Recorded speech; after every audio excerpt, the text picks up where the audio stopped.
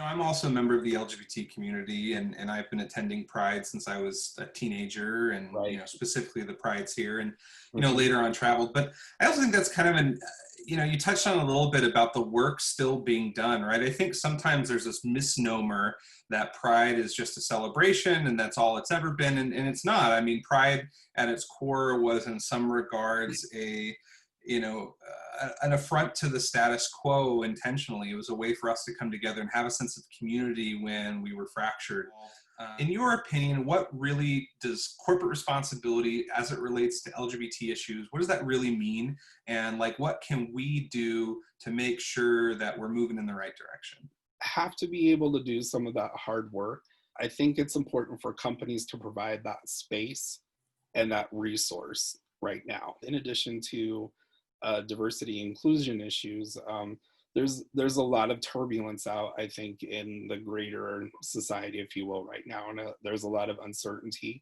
And I think we can all be each other's allies at this point.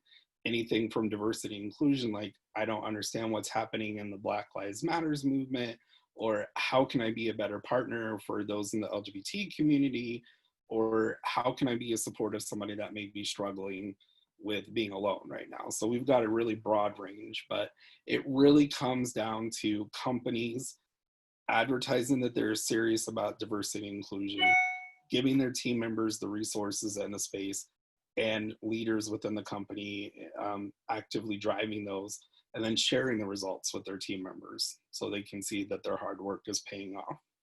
I think you and I can both agree that we've been largely headed in the right direction for a long time here. So Right. it's on all of us to continue to keep pushing that forward. We're looking forward to the day when we can welcome the community back into celebration. But again, thank you to you and your team members for your support. Boise Pride Festival, that means a lot now, and following up with this conversation as well.